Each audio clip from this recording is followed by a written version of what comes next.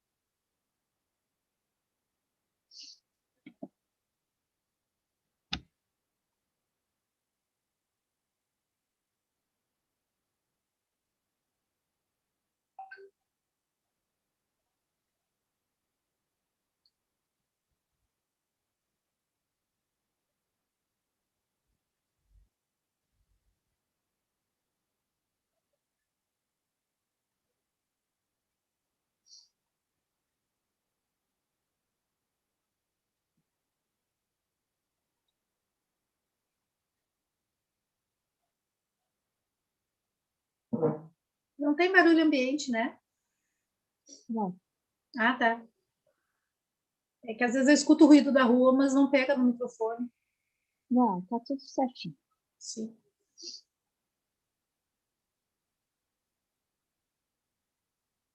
Mais um minutinho.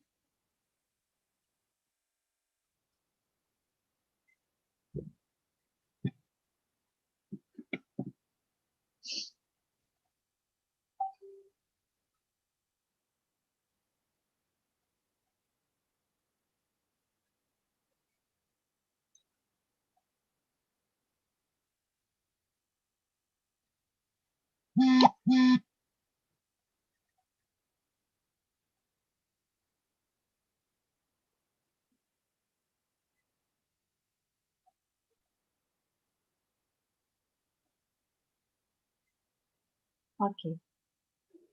Boa tarde a todos e todas. Agora são 13h05. A gente vai dar início, então, à nossa quinta palestra do nosso ciclo, As Universidades Medievais, a Institucionalização do Saber. Esse evento é organizado pela FACED URGS, Grupo de Estudos em História Medieval Vés Capiches, e pela LAPEM, da Universidade Unipampa. Hoje nós temos o prazer de receber aqui a nossa colega, Rita, é professora mestre Rita de Cássia Boeira, e ela vai proferir a seguinte palestra: A presença das armas como um dos elementos de reconhecimento das liberdades urbanas na França medieval. Mas eu preciso dar alguns recadinhos antes. Volto a falar, repetir o título depois. Então, assim, nós temos que, assim, as perguntas, elas, assim, elas podem ser feitas a qualquer momento, mas elas devem ser feitas no chat, através do chat. Ao final da apresentação, nós vamos encaminhar as perguntas para a professora. A lista de presenças será disponibilizada no chat do YouTube após a palestra, durante a realização das perguntas. Então, cada palestra tem seu próprio atalho, que é enviado aos inscritos na noite anterior ao evento. Para receber o certificado de participação nessa extensão, é necessário confirmar a presença em 4 das 6 palestras. As palestras para os ouvintes serão transmitidas pelo canal do YouTube da extensão. Apenas os palestrantes e a organização do evento participarão pela sala do Zoom. Então, assim, repetindo o título da palestra, é a presença das armas como um dos elementos de reconhecimento das liberdades urbanas na França medieval. A palestrante se chama, ela é a mestre Rita de Cássia Campos, né, da Universidade Estácio. Então, contigo, Rita. Obrigada Certinho, pela então. presença. Obrigada, Caia. Boa tarde a todos. Né? Então, o que a gente vai falar? Quando eu encontrei esse tema, né, ele sugere algumas ideias complicadas. Né? Então, a presença das armas como um elemento de reconhecimento das liberdades urbanas na França medieval. Né?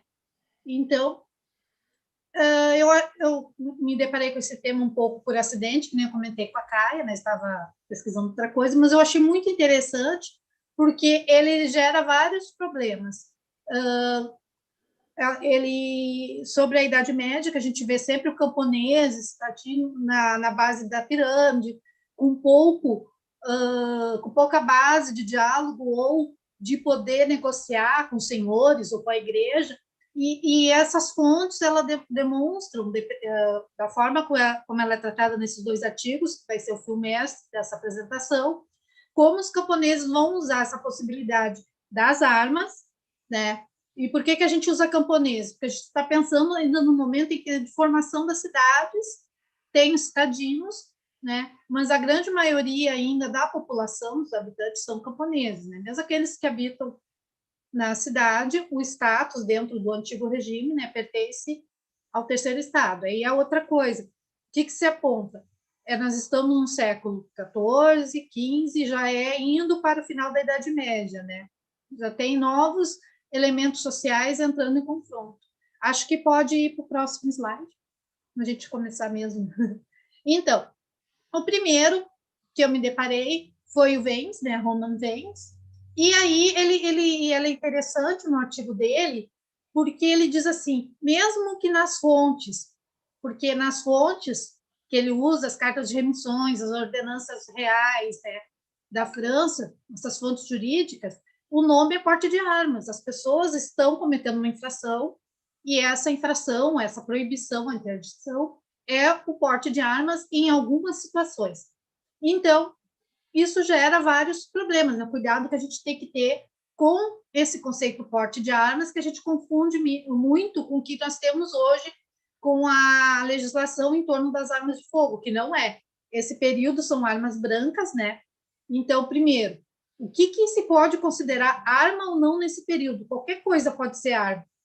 Tu tem as armas normais, que a gente conhece, as massas, as espadas, as lanças, né, as comuns que a gente pensa, quando pensa em Idade Média, a gente pensa nesse tipo de armamento. Mas nós temos camponeses, que eles podem usar a foice, podem usar as ferramentas do dia a dia como arma também, né? Ou até a cutelaria da cozinha, né?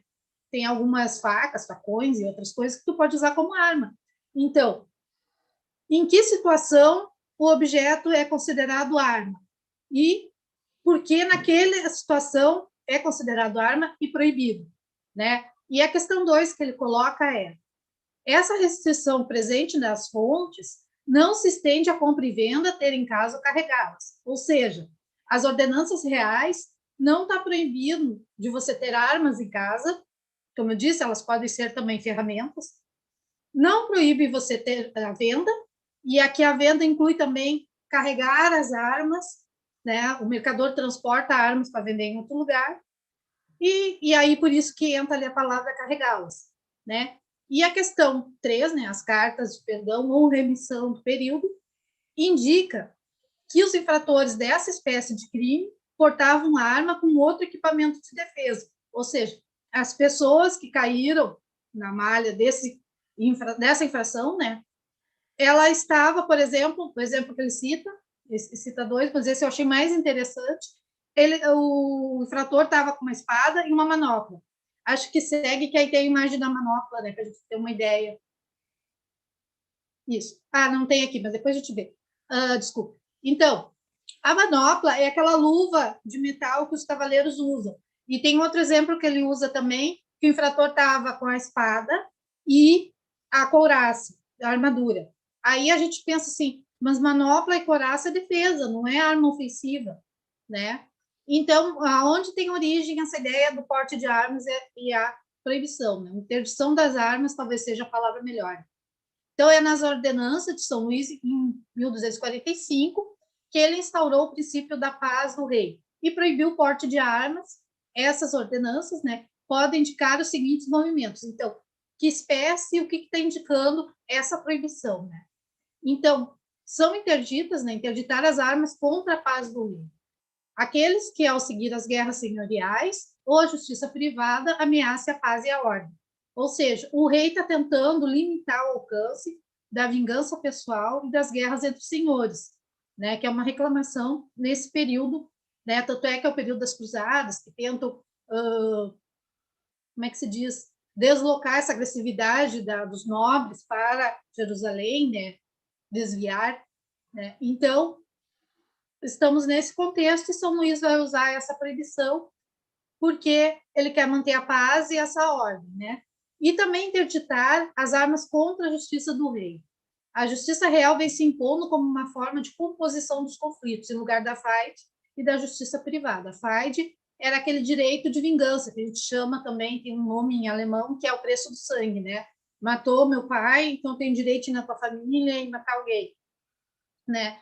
Então, isso é interessante porque a partir desse momento se começa a ter uma ideia de uma justiça local, né, de primeiro grau, que a gente chama, e uma ideia de uma justiça superior, que é a justiça real, que é onde as pessoas vão fazer os seus recursos, né, que é o que a gente já tem cristalizado hoje, né, é normal, mas no período, com a pulverização do mundo feudal, não era uma coisa muito certa. Então, isso nos gera uma segunda coisa. Surge um grupo que tem o direito de portar armas e garantir a ordem, ou seja, não é os nobres que têm poder legítimo de carregar armas, são os oficiais reais, que passam a representar a autoridade real. E essa ideia de armas legítimas e outras ilegítimas, ou seja, quem pode portar armas são os oficiais reais e aquele a quem o rei autoriza, e não os outros que estão com outras ideias, né, que estão ameaçando essa paz, essa ordem real. Acho que pode seguir. Aqui é a citação do Vence, né? A noção de armas ofensivas e defensivas é diferente do nosso sentido atual, né? Bem devagarinho. Os textos consideram como ofensivos os equipamentos de proteção que provam a intenção de combate, tanto no julgo como defensivas, armas brancas portadas habitualmente à cintura.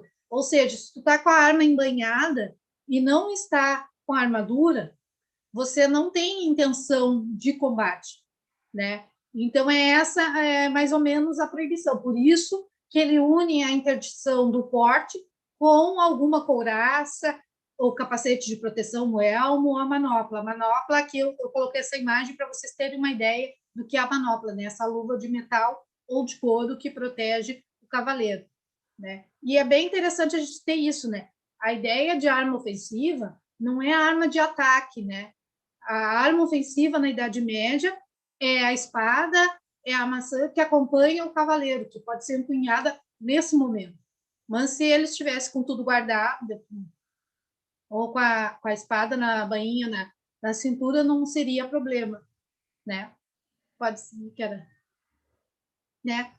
Então, aqui, a noção de armas defensivas e ofensivas são diferentes, como a gente falou antes. É permitida armas e homens armados, acompanhando mercadores, porque seu objetivo é proteger as mercadorias. Inclusive, os mercadores podiam obter, junto à cidade, autorização para ter acompanhamento, né, escolta armada, sem problema, né? Então, isso é possível. Inclusive, vira uma fonte de renda para a cidade dar essas autorizações, né? Aí, aquilo que eu já falei, né, não havia interdito em carregar essas armas.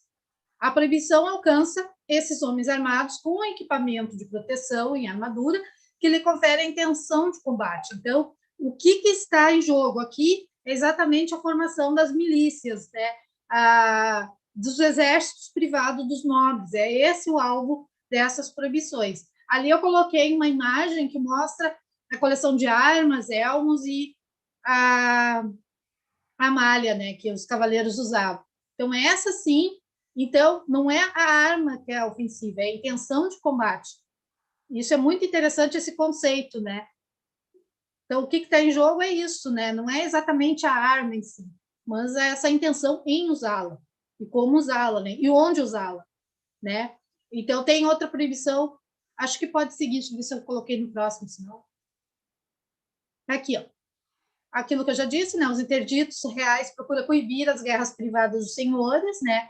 E aí o rei toma a si a composição de conflitos, ou seja, não é para resolver as coisas violentamente com o senhor buscar sua justiça pessoal, ele tem que buscar uma composição do conflito, pedir ajuda ao rei, né? E aqui, a identificação do que era considerado lugares próprios da manifestação do poder real. Então, onde que o uso dessas armas, dessa forma de porte de arma, era proibido. Então, nós temos estradas, as praças, né? E participar de combate nesses locais era considerado quebrar a paz do rei. E me lembrou muito que o Fuero Real, aí eu faço uma ligação com uma realidade que eu já pesquisei melhor, que é Castela, que é nesse mesmo período, as estradas são vistas sempre como lugar onde o poder do rei se manifesta. Então, as coisas que acontecem nas estradas e na navegação, a legislação compete ao rei, né? O rei que decide, né? Então, nós temos, assim, essas situações. E também depois a gente vai ver a praça da cidade, porque algumas cidades, elas pertencem ao rei. Então, por isso também essa proibição, interdição no local onde o rei exerce o senhorio, né? Acho que essa palavra é melhor. Ele exerce ali o seu senhorio mais próximo, né? Acho que podemos seguir. Então, o inimigo que tem essas armas proibidas deve ser ele é considerado um indivíduo desleal, que a equipe, ele estar equipado, ele rompa a assimetria e o afrontamento, ou seja, ele está armado, ele está rompendo esse equilíbrio que a paz exige, né? Até pode carregar armas, mas todos cordados, né?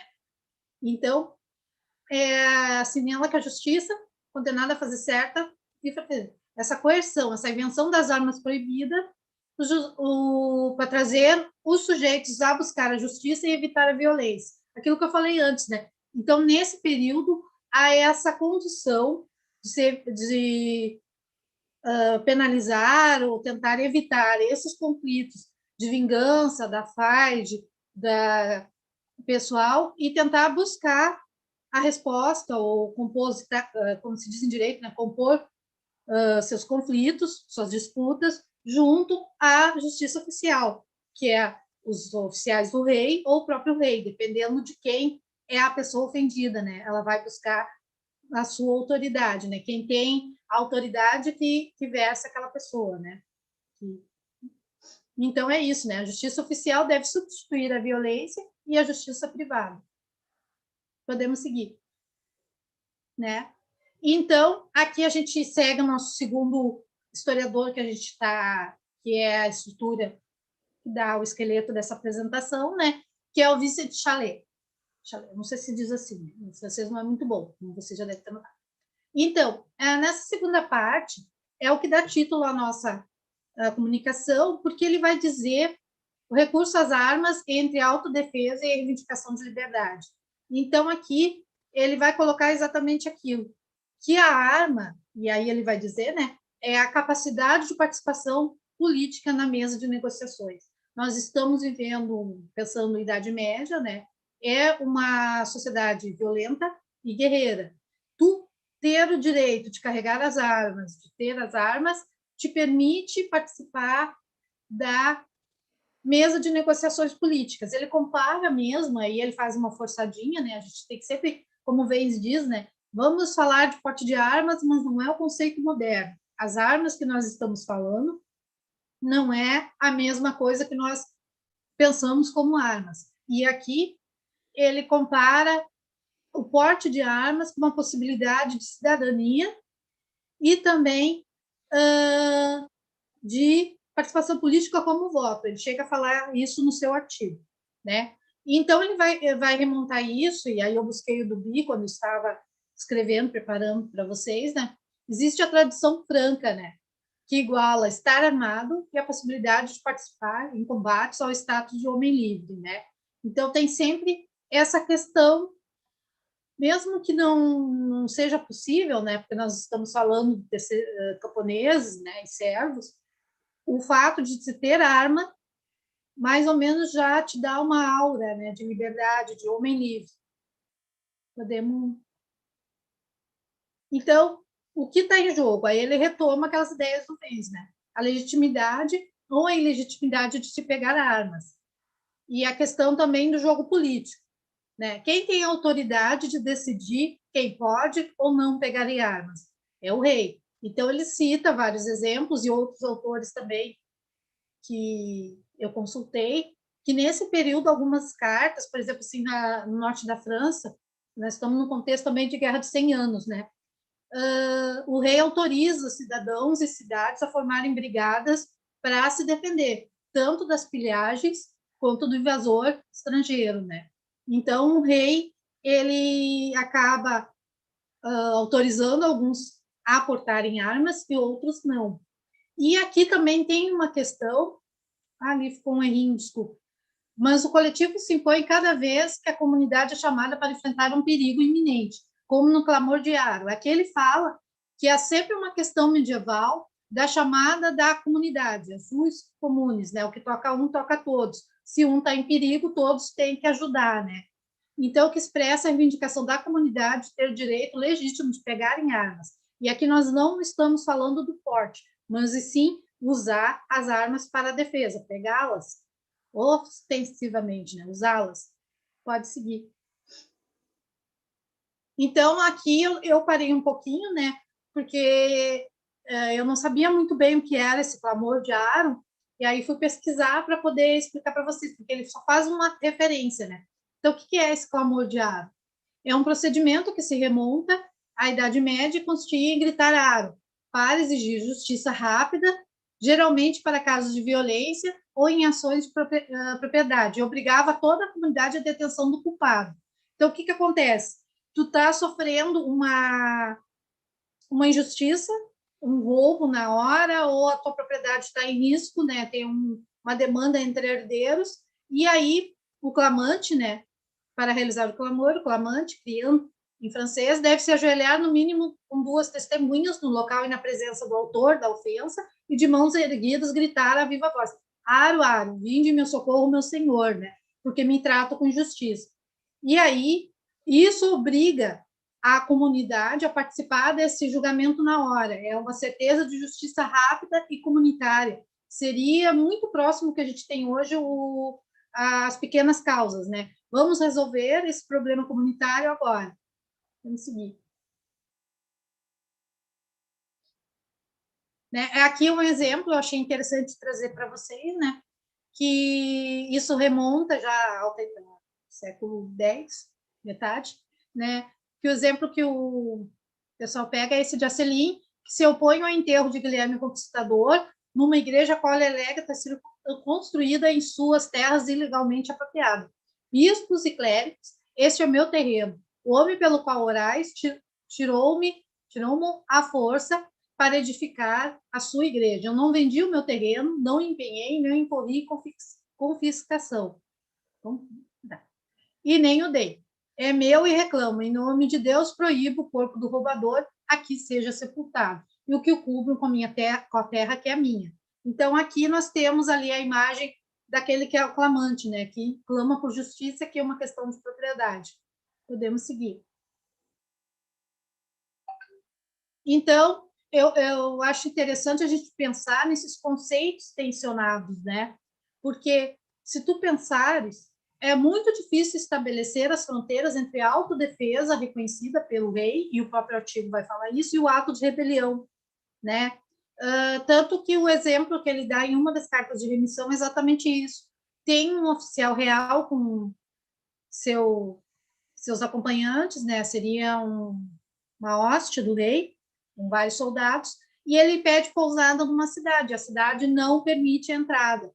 E aí eles meio que incorrem naquele direito da hospedagem, né, que na Idade Média tem, e pune essa cidade. E essa cidade vai pedir ao rei que eles tinham direito a não hospedar essa expedição militar, né? Então, sempre tendo esse direito, né? Seria autodefesa a invasores ou a malfeitores que estavam querendo pilhar o local, ou é um ato de rebelião, de autonomia dessa cidade contra os poderes estabelecidos, né? É sempre difícil estabelecer o que exatamente está em jogo, né? E o direito de portar arma possuiria uma dimensão quase ontológica, ou seja, de ser, uma vez que carrega armas, é afirmar-se como um homem livre, aquilo que a gente já colocou antes, né? Essa identificação no mundo franco entre o homem livre e estar armado, né? Então, até eu estava pensando que tem muito a ver com aquela questão de capacidade civil, né? Afinal de contas, quem é o menor, né? Os camponeses todos não podem governar, ocupar cargos, porque não são considerados de plenos direitos, ao contrário daqueles nobres, que são aqueles também que portam armas, né? Então, ali, a ligação de a citação dele, né? O lugar e a capacidade, aqui de novo, né? Capacidade de combate e a liberdade são insolúveis no mundo medieval. Ou seja, ser livre, ter capacidade para o combate é quase a mesma coisa, né? E também entra, por isso que é tão importante essa discussão, quem pode, quem não pode, indica também o status social, né? Eu estava lendo já a organização, o manual do Exército, do nobre francês fez para organizar, né? Ele coloca de tal forma que mesmo que os camponeses possam participar e pode participar da parte de a pé que eles chamam, né? Eles sempre vão estar a um nível baixo sobre as ordens dos nobres. Os nobres vão ter sempre a preferência, a autoridade, né? Eu achei bem interessante. Então é aí que ele volta à questão do ar que a gente falou antes. Então, essa questão de quem tem legitimidade para chamar as armas, similar ao clamor de Aro. Quem pode chamar seus vizinhos para pegar em armas? Ou seja, no momento que o oficial do rei chegou na cidade, pediu para abrir os portões e dizer o direito de hospedagem, né? Como um cidadão vai ter legitimidade de ir contra o oficial do rei e fazer o clamor de Aro e chamar as armas, né? Então, esse é a tensão que existe, né? É sempre muito da interpretação de quem está lá, de como se organizou o ato e de como vai se construir a defesa desse ato. Podemos continuar? Então, quantos camponeses podem pegar em armas? Porque nós vimos, então, que o rei permite que algumas cidades peguem armas. E aqui é interessante que há uma diferença entre o sul e o norte da França. Esse clamor de Aro é mais uma tradição das cidades normandas do norte. Ao sul, nós temos exatamente aquele chamado aos armas, que ele está dizendo ali, né? Que seria muito semelhante àquele. Então, resistir à pilhagem, pode pegar em armas.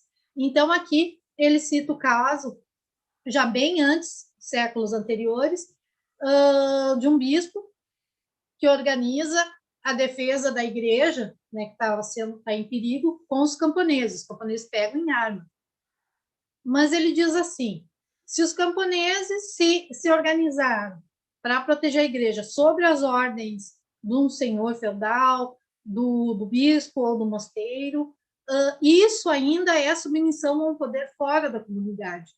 Então tem que se separar. Se quem está autorizando eles pegarem armas, está organizando, também é um fato que essa pessoa está acima, né? E eles estão submissos a esse poder, então não é autônomo, né? Que é diferente da autoafirmação do Aro, do clamor de Aro, ou do grito de armas no sul, nas cidades meridionais, né? Então ele coloca essa diferença. O que está acontecendo nesse século é exatamente isso. Há uma ideia de comunidade que vai se movendo entre os camponeses, esse empoderamento, que a gente pode dizer, né, que é uma palavra também moderna, complicada para se usar na Idade Média, né, que as comunidades camponesas e citatinas, eles conseguem, a partir desse vácuo de poder da Guerra dos 100 Anos, da confusão entre nobres, igreja e o rei, negociar. E a negociação vai ser exatamente essa, a possibilidade ou não de pegarem armas, né? E aí o autor conclui o conflito de legitimação entre o dever de resgate entre os membros de uma mesma comunidade e a obediência às ordens do rei e à patente, voltando àquele exemplo do oficial real que estava pedindo hospedagem, ou seja, quem tem legitimidade de chamar esses cidadãos e, ao mesmo tempo, uma autoridade dentro da comuna de conseguir ajuda dos seus concidadãos, seus camaradas, né?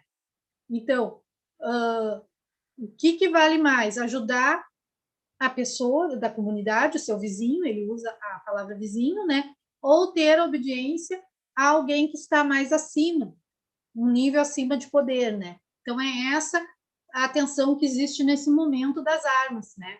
E isso coloca os camponeses dentro dessa negociação como sujeitos, né? E isso é interessante de toda essa fala.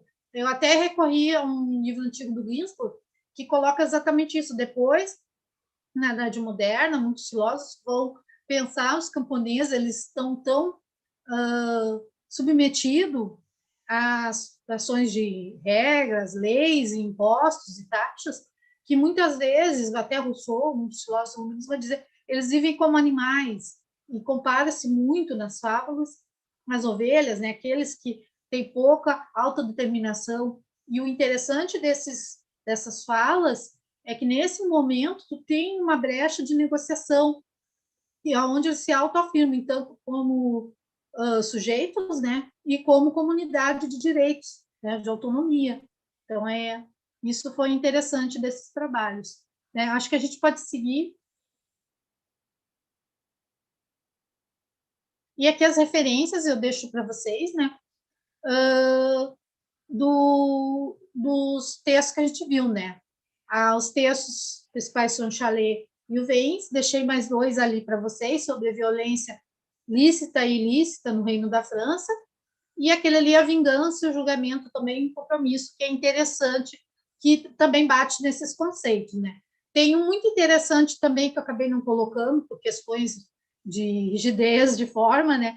Que já é do século XVI, mas é uma análise das armas que existe na França, muitas delas ainda medievais, né?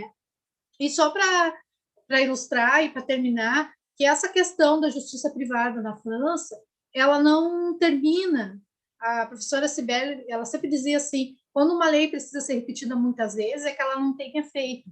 E aí, se tu pensar que séculos depois, ainda na literatura francesa, vai estar a presença dos duelos, e aí tu tem um duelo, que nem no Alexandre Dumas, que ele não ocorre na cidade, mas eles marcam fora da cidade, tu tem já que se forma um costume, né? Nos lugares onde há o poder do rei, não pode haver os combates, né? Fere a ordem e a paz real.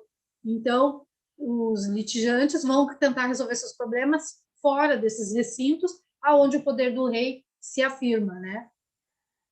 Bem, acho que a gente pode abrir para perguntas.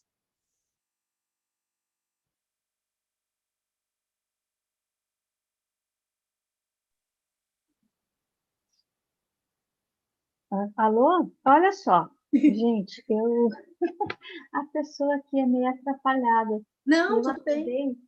Eu acabei não lendo o mini currículo da nossa convidada. Ela é a Rita, ela já tem um caminho, né, na Idade Média já há um bom tempo. Primeiro eu vou ter que resgatar aqui o currículo dela. Até, Caia, Oi. temos tempinho ainda, eu queria comentar uma coisa que eu achei interessante nesses trabalhos dos franceses, como a legislação municipal francesa e os costumes são diferentes de Castela e Portugal. Por exemplo, em Castela e Portugal, nos fueiros, né, que é a legislação municipal, Se tu ouve um vizinho gritando, tu não deve pedir ajuda. Tu não deve ajudar. Digamos assim, tá o cara batendo na mulher. No fueiro de. Eu sempre guardei esse exemplo na minha cabeça, porque é uma legislação tão maluca. É assim, ó. Segundo o fueiro de Rouet, século X ou XI, se tu tá passando na rua e tu ouve de dentro da casa o marido batendo na mulher, tu não deve ir lá ajudar a mulher, e tu pode ser preso ainda. Né? Então, no caso espanhol, que seria depois da Espanha, ainda não temos Espanha, Castela, Leão, Aragão, esse tipo de coisa não funciona muito bem, porque a legislação tenta coibir essa autoafirmação comunal, né? E até o direito de armas é diferente.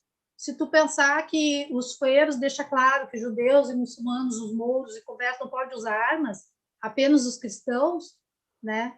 Então tu tem uma diferença na formação da ideia da pessoa armada, né? Que ali tem uma identificação com o cristão, e aí o cristão é aquele que pode portar armas, participar de ócios reais.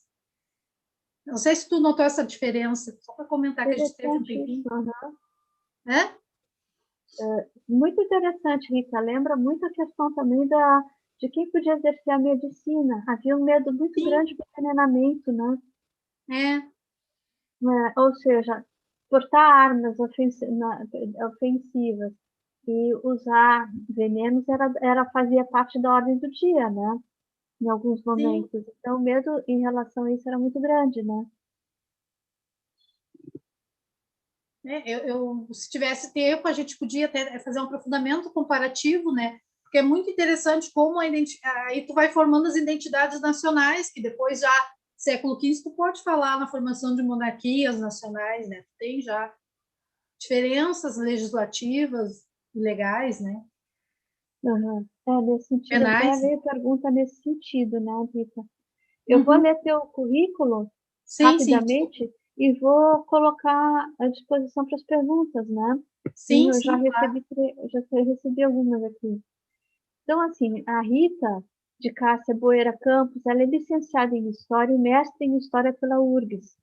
Ela é professora da Rede Municipal de Ensino de Porto Alegre e graduanda hoje em Direito na Universidade Estácio de Sá, eis o motivo da participação dela, né? Então, ela faz parte do grupo de pesquisa Direito e Educação. O tema de pesquisa dela, desde a graduação, em História, são as cidades medievais e as relações jurídicas que se estabelecem entre diferentes grupos urbanos. Né? Bom, com respeito às perguntas, deixa eu pegar aqui. Desculpa, Rita, sou Não, tudo bem. Devia ter lido antes. Desculpa. Tá. Estou tanto tempo afastada que nem. Estou perdendo o jeito. Tá. Então vamos lá. Sim, a primeira pergunta que eu recebi aqui. O âmbito da universidade é um lugar que tem regras de convivência próprias. A professora saberia dizer se era possível usá-las dentro do âmbito universitário? Sim. Sim, são regras diferentes, aí depende da universidade. Eu cheguei a pegar um artigo sobre a delinquência juvenil. Tanto que um problema das cidades medievais são os estudantes universitários, porque eles estão sob a autoridade da universidade. E vocês sabem aquela regra que é muito antiga, juiz, né, os oficiais não podem entrar na universidade. Já é uma tradição que vem desde a Idade Média, né? É sempre um horror quando acontece, por exemplo, uma batida dentro da universidade, porque a universidade é um lugar livre, franco, né? Para usar uma homenagem aos franceses, é um lugar franco, livre. Então, depende muito das regras, aí tem que pegar a universidade em si. Mas no fim, eu acabei não citando esse artigo porque eu achei que fugia um pouquinho, fica muitas informações, né, Caio? Mas é um artigo bem interessante, eu posso passar depois. E a delinquência estudantil, o problema na França também, que lá tem a Universidade de Paris, né, tem problema dos estudantes, e eles escapam à jurisdição urbana. Interessante. Então, são regras próprias nesse sentido. Sim, sim. Ou seja, não se podia entrar armado dentro do âmbito universitário E os alunos, eu estou aproveitando a pergunta da pessoa para aprofundar. Aham.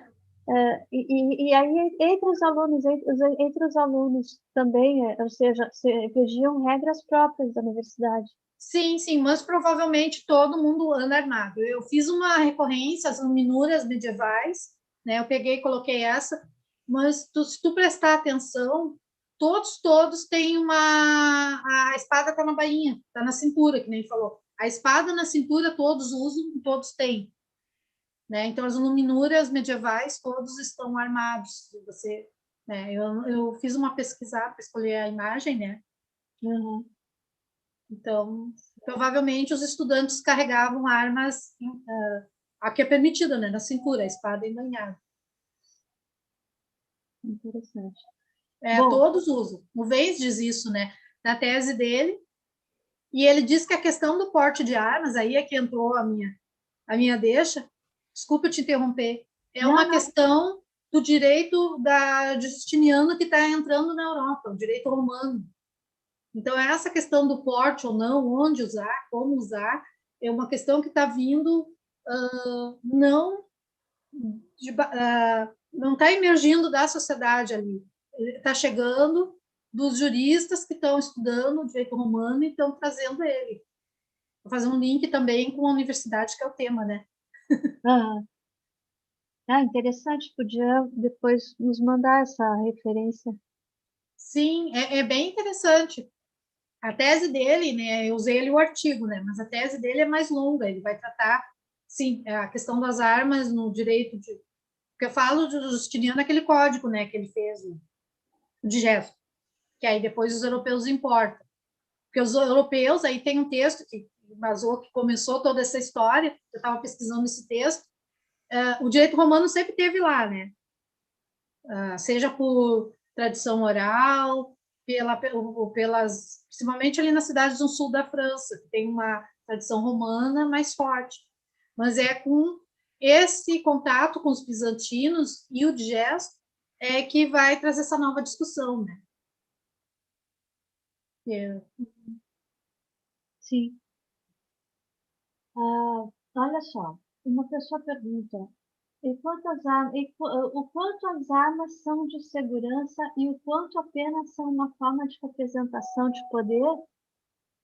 E em que momento que as pessoas em que as pessoas são fortes não era mais importante, em que as pessoas, o fato das pessoas serem fortes não era mais importante no contato direto, e o importante, ou seja, no contato direto, eu acho que eu entendi assim. Em que momento as pessoas sendo fortes não era mais importante, era mais importante as pessoas serem fortes no contato direto, ou era a força da arma que contava? Não, não era. A questão nem é a força da arma, porque a arma, essa é a diferença da arma medieval, né? Muito da destreza da pessoa e da força pessoal, né? Isso é verso. Tu acompanhar lá o Lancelot, o Arthur, né? O Lancelot nem era o que tinha poder, quem tinha poder era o rei Arthur, mas ele era o primeiro cavaleiro, ele era o cara mais destro, o melhor no uso da espada e no combate, né? Talvez até o mais forte, né? Então não é isso. O que está em questão é que no combate, se aquele combate é legítimo, se a afronta vale o combate, né? Porque a ideia, ainda que está pelo fundo, é aquela ideia germânica lá, antiga, da ordalha, né? Tu tem uma disputa com alguém, chama no duelo. Se você ganhou, tu tinha razão. Se o outro ganhou, você não tem razão. A Idade Média ela tem uma visão um pouquinho diferente da nossa, né? O conceito é diferente, né? Não sei se deu para entender. Eu acho que sim. Se a pessoa quiser se manifestar e reforçar a pergunta, sim, mas é exatamente um embate entre o direito romano e o direito feudal, medieval mesmo, sim, né, Rita? sim. Eu gosto muito dessa palavra Feid, né? Que é o Elgeld lá do germânico, é até complicado pronunciar, mas é quase a mesma coisa, ou seja, os exemplos que ele dá é exatamente esse: o preço do sangue, as lutas privadas, né? Que é uma coisa que se mantém no imaginário das pessoas, né? Se alguém te agrediu, tu tem o direito de agredir de volta ou cobrar algo nesse ponto. E o que o direito está fazendo na França é transformar em pecuniário, né? Diz assim, olha, tu não precisa ir lá e cobrar, bater no outro, né? Ele pode te pagar uma multa, né? E aí a questão social, os nobres podem pagar multas, mas os camponeses não. Uhum. Sim. Essa é a distinção da lei. Ó, o Vinícius Caldas Rocha pergunta: o senhor feudal era o senhor feudal que resolvia os conflitos entre seus servos ou casos entre os camponeses e plebeus também iam para o rei resolver? Não, aí que está uma questão interessante. Acabei cortando a informação, mas não é apenas ter armas. E eles falam ter possibilidades de ter um armamento e armas, ir para a guerra com o rei e também participar do tribunal condal. Então, aquele livro que eu falei do Bi, Senhores e Camponeses, se não me engano, ele fala exatamente isso. Na Idade Média, aquelas composições de justiça do direito humano vão sumindo e dando lugar exatamente a essa franca, né? Aonde o senhor nobre ele vai formar a corte condal, aonde os seus vassalos e seus camponeses vão pedir a composição dos seus conflitos, né? Não sei se respondi, faltou alguma coisa? Bom, se a Vinícius quiser reforçar a pergunta, dá em tempo. Sim, sim. Deixa eu ver. Eu vou pegar uma pergunta aqui que tem a ver com o que você está falando e eu volto depois a pergunta. Sim, sim. É o Dubi que trabalha com Uma essa pessoa questão. pergunta assim, ó, então o porte de armas estava no Código Justiniano e no Código Teodosiano de 438? Sim, aí tem também a questão do conceito, né? O que eu li, eu estudei muito, né, Caia? Tu lembra a questão dos judeus? Eu posso dizer com certeza que nesse código os judeus não podiam portar armas, né? Eu vou ficar em falta com você que eu acabei baixando as leis sálicas para dar uma olhada, né? Porque eu queria comparar com essa questão, mas não tive tempo de dar uma conferida no Código Justiniano. Quem fala que tem a ver é o Vennes, né? O autor que eu estou seguindo. Eu tentei ir atrás, mas é uma questão de tempo nosso, né? Mas eu te dou certeza que os judeus não podiam, os estrangeiros não podiam importar armas em Constantinopla, né? Que era a capital de Bizâncio. Tem uma pergunta que tem a ver com isso. Eu vou fazendo o link aqui, tá? Tá. Os servos e pessoas comuns podiam empunhar ou carregar uma espada, mesmo que não soubesse usar? Ou isso era apenas reservado à nobreza ou a soldados? Todos podiam carregar armas. O que o Vence e o Char coloca isso, e outros autores também. A bibliografia é bem rica nesse tema francesa, nós temos poucas traduções para nós, né? Mas pelo que todos falam, todos têm armas e algumas, que nem eu falei, algumas ferramentas são armas. Tem uma imagem que até eu não coloquei, porque ela é muito... como é que se diz? Eu tô com o ranço de professora da escola, né? Eu olhei a imagem, me apavorei, eu vou apavorar os meninos se eu colocar isso. Era exatamente numa jaquerie, uma rebelião de camponeses, os camponeses atacaram o nobre com foices. E a imagem é exatamente essa, vários camponeses destroçando o cavalo do nobre com foices, né? Eu achei que ia apavorar muito vocês, aí não coloquei. Mas são armas brancas nesse período, ainda não temos a pólvora. Existe a pólvora, acabei de fazer uma pesquisa, existe alguns usos da pólvora nesse período, mas não como uma arma de combate para todo mundo, de uso, né? Alguns casos se podia usar um tipo de canhão já, né? Depois, no outro século, a gente já vai ter os mosquetes. Certo. Mas outra pergunta, só um pouquinho aqui. Existia alguma forma de segurança organizada em alguma universidade ou alguma forma de milícia ou guarda da própria instituição? Sim, sim. Provavelmente nos costumes das universidades vocês vão encontrar. Que nem eu falei, na pesquisa de imagens que eu procurei, quase todo mundo está com a espada, ou né, na cintura, né, o cinto e a bainha na espada, E tem esse artigo que depois eu passo para cá, se alguém do grupo, né, da delinquência nas universidades, né? Provavelmente a universidade tinha sua segurança própria. Tá. Como foi esse processo das armas de fogo nas guerras medievais e o quanto disso foi por conhecimento científico? Ele se explica. A arma, ela é uma criação humana e passa por vários processos químicos por causa da pólvora. O quanto as armas ajudam na produção de conhecimento?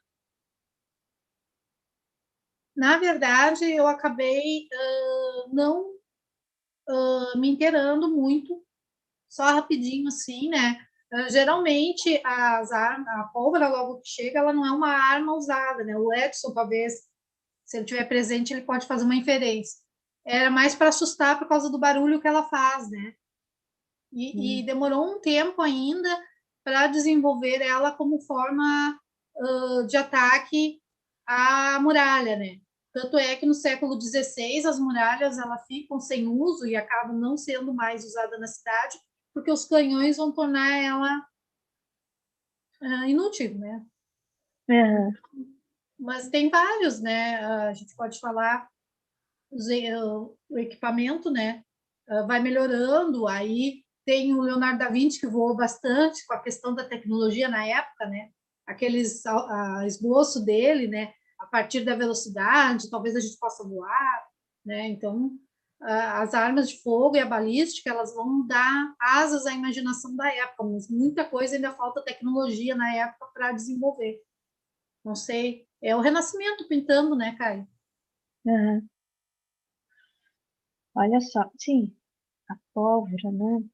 Sim, Traz sim. inúmeras inovações, né? No fim eu fiquei só com as armas brancas e vou ficar faltando essa parte mais. Eu consegui, inclusive, uma nominura do cara testando a pólvora do século XI, mas é que eu disse, eles faziam mais de fazer aquele barulho, né? Eu sei que em Castela, nas batalhas, às vezes explodiam as coisas para assustar.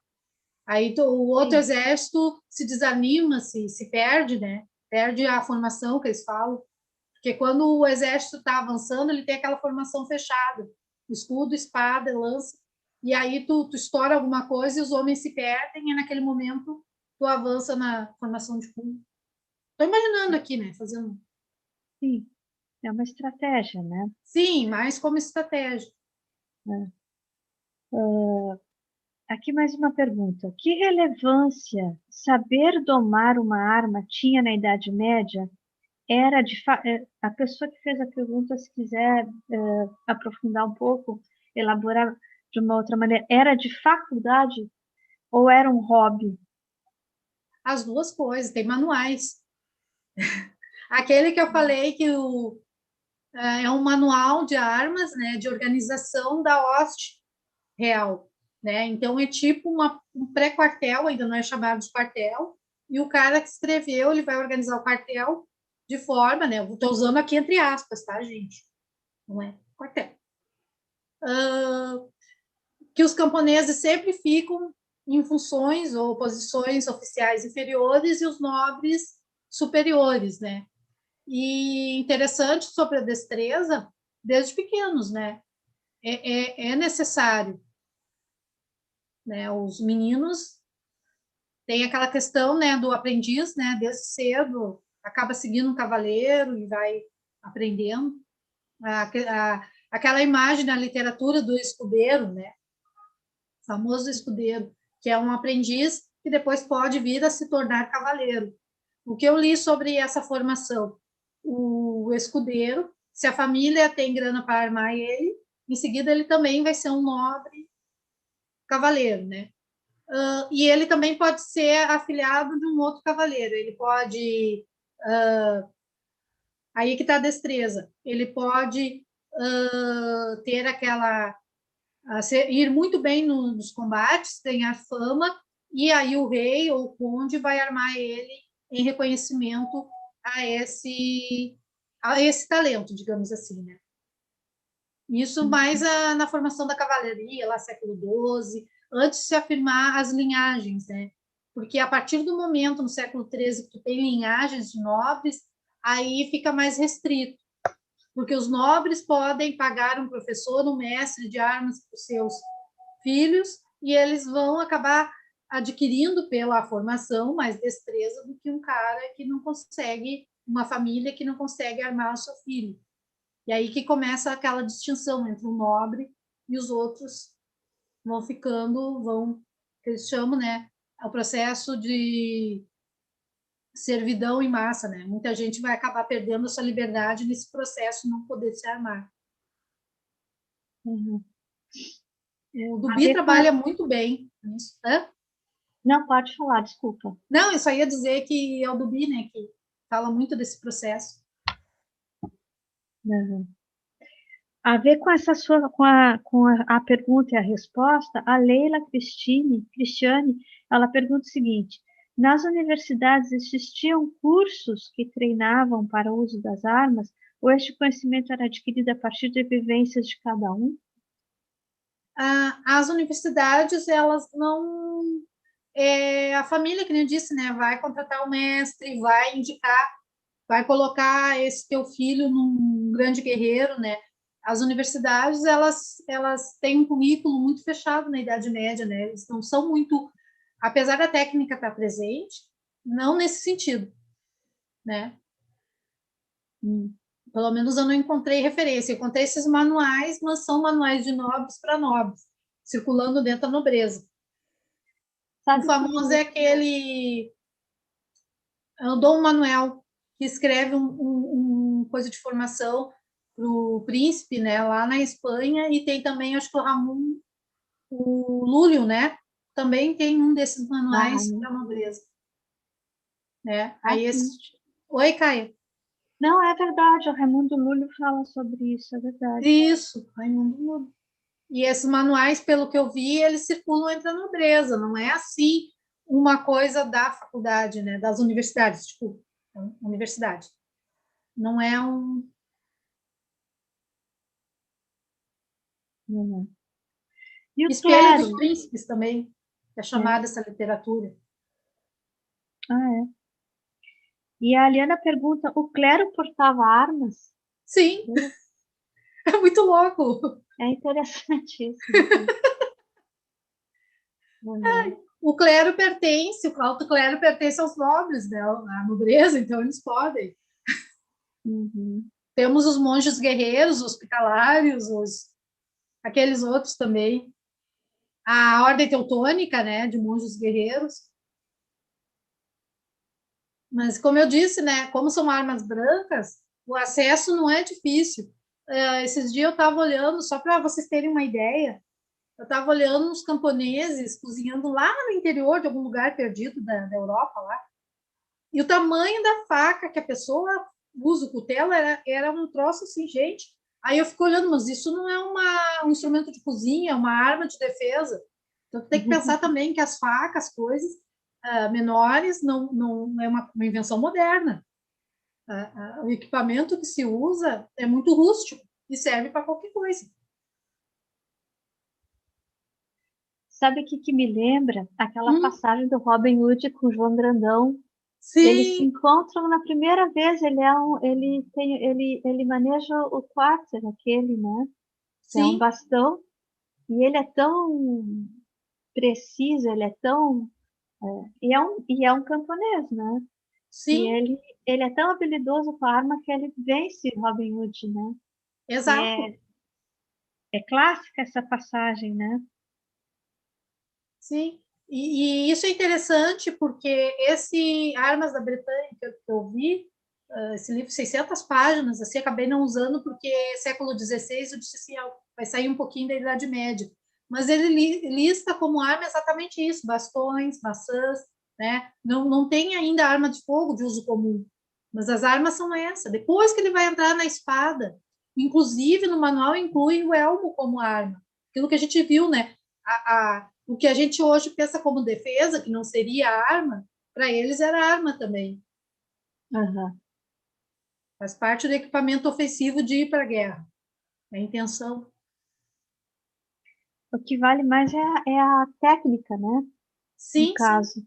Ou seja, a capacidade de manejo de um objeto como arma, né? Isso é um Exato. aprendizado longo, né? desde criança. Não Exato. importa onde quer que a pessoa, se ela está no campo, se ela está entre nobres, entre mercadores, o objetivo é a autodefesa, né? Sim. E pelas luminuras que eu vi, a gente vê que é muito grande a gama de formas dessas armas de uso. Eu coloquei algumas fotos ali, mas a gama mesmo é muito, né? Tu tem maçãs que é o bastão, aí tu tem maçãs que tem espinhas na ponta, aí tu tem aquela que tem uma correntinha que tu lança, e aí é a imaginação da pessoa, né? O Rodrigo pergunta que tipo de... Ele se interessou pelo que você falou, o Espelho dos Príncipes, a obra do Raimundo. Aqui que ele pergunta assim: que tipo de conteúdo específico pode-se encontrar em alguns desses manuais que instruem filhos da nobreza? Por exemplo, modalidades de ataques com armas ou desarmados, táticas de guerra, por exemplo. É que eles trabalham muito nesse período com fábulas, né? Aí tem um texto muito interessante, no fim eu perdi a referência, que você tem que ler esses contos e dali tu vai tirando a filosofia, né? Então tem a questão que está ali no texto, né, do combate, que tem que ser simétrico, né? A força tem que ser entre iguais, né? Não vai um nobre chegar armado contra camponeses, isso é o combate injusto, né? E tem que ter um justo motivo, né? E os espelhos são mais de comportamento, porque nós estamos vendo uma sociedade muito violenta, né? Tem que ser honrado, tem que ser, né? Mas a questão do uso das armas eu encontrei mesmo na França, que eu estava pesquisando, né? Eles já têm no século XIV, XV, esse aí, esses manuais de uso de armas, desenhos, inclusive desenhos mostrando como deve ser o combate, o uso da arma, a posição, sabe? Eu achei muito parecido até com aqueles manuais de lutas marciais. É muito interessante, né? Enquanto eu estava procurando uma Interessante. imagem de armas, encontrei isso. Então, tem um manual, deve ter na Gálica. A Gálica tem tudo, né, Caio? Uhum. E aí tem a posição ali em combate de armas, uso da maçã, o torneio, né, que é a cavalo com a lança. Quem tem interesse, tem sim, tem como achar e pesquisar, né? Bem legal. Certo. Também ele pergunta, nos lugares e épocas apresentados, como seriam as leis regendo a produção de armas? O quanto eram comuns, específicos ou valorizados os trabalhadores que fabricavam as armas e como se organizavam? É as corporações de ofício, né? Tu tem os ferreiros, é quase essas organizações de artesãos são quase confrarias fechadas, né? Confraria é uma palavra forte, mas são corporações de ofício, e eles guardam o seu métier, né? Eu achei muito interessante, esse tempo eu estava estudando sobre eles, eles são muito, eles sim, muito se parecem com a universidade que nós temos agora. O que acontece? O cara entra, guri, como, de novo, como ajudante, não, aprendiz, ele vai tendo, conforme ele vai adquirindo a sua habilidade, ele vai subindo, né? Aprendiz, oficial, vai indo, muito parecido com a nossa atual, que eu podia comparar com aquela questão do metalúrgico, né? Tem o aprendiz, tem o oficial 1, oficial 2, e aí o mestre é muito interessante, porque para te ter tua própria corporação, tua própria oficina, tu tem que mostrar uma peça na cidade e passar tipo numa banca. Então tu vai produzir uma peça, tu vai apresentar se tem qualidade, eles vão julgar, e se tu conseguir o grau, tu vira mestre, tu vai ter a sua oficina com seus oficiais e seus aprendizes, né? Então eles são separados dos nobres. Inclusive a legislação impede os nobres de realizar trabalhos. A portuguesa tem uma regra no século XIV, nas ordenanças reais, se um nobre for pego trabalhando, ele perde seu título de nobreza, né? Então, o trabalho não é, esse trabalho manual não é bem visto pelos nobres. Esse conhecimento hermético, podemos falar assim, ele é passado dentro dessas corporações de ofício e é quase secreto, né? Por isso que as qualidades, por exemplo, eles falam assim, as armas de Toledo, o aço de Toledo é melhor, as espadas de Toledo. Aquele é um segredo dos ferreiros de Toledo, né? Uhum.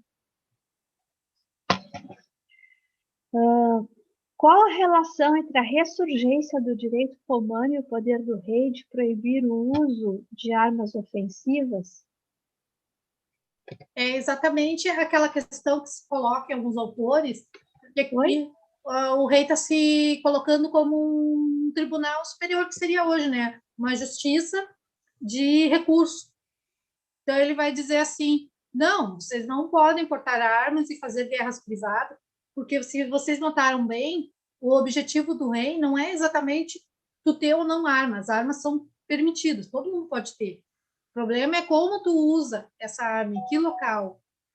É ilícito ou lícito? Né? Tu tem um pessoal que pode usar armas, pode se defender. O rei mesmo autoriza cartas a cidades inteiras ter suas brigadas. Ao mesmo tempo, ele está coibindo o uso de armas para resolver querelas entre nobres, entre famílias poderosas, que de repente, num jantar, num banquete, um matou o outro. Não seria difícil de acontecer naquela época. E aí as famílias entram em guerra entre si, né? E aí o rei está dizendo, não, vocês não podem portar arma, vocês não podem fazer isso. Se tem algum problema, é só recorrer à justiça real, né? Não sei se eu respondi, mas o direito romano, eu acabei lendo o Marcílio de Pádua, que é um cara, um filósofo, um jurista. Ele esteve em Paris, ele lança exatamente um livro sobre a paz urbana, e nesse momento começa a nascer uma ideia, conjunto à ressurgência do direito, em que a cidade deve ser um lugar de paz, e os governantes devem manter a paz.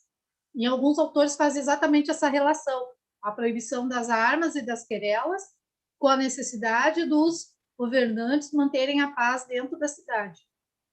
Por isso aquela brincadeira que eu falei antes, né? Que os duelos acontecem fora do recinto urbano, né? Na obra do Alexandre Dumas. Não pode brigar dentro do recinto urbano, tem que sair. Sim, imagina aquelas ruas estreitas, já pensou? Não, e muita gente, todo mundo é parente. Imagina, uma briga vai. Certo. Então tá, Rita, olha, muito obrigada eu não sei se alguém mais tem alguma pergunta. Achei muito produtiva a sua explanação. Eu me esclareceu uma série de pontos. Espero que o mesmo tenha ocorrido com nossa assistência, né? Então, deixa eu ver. Acho que não temos mais perguntas. Então é isso, Rita. Agradecemos, né? E damos como encerrada a sessão de hoje. Próxima terça-feira, então, nós teremos uma palestra com o nosso professor Edson Cruxem. Eu espero que todos estejam presentes, porque vai ser igualmente maravilhosa a apresentação dele. Até, gente. Eu que agradeço. Muito obrigada.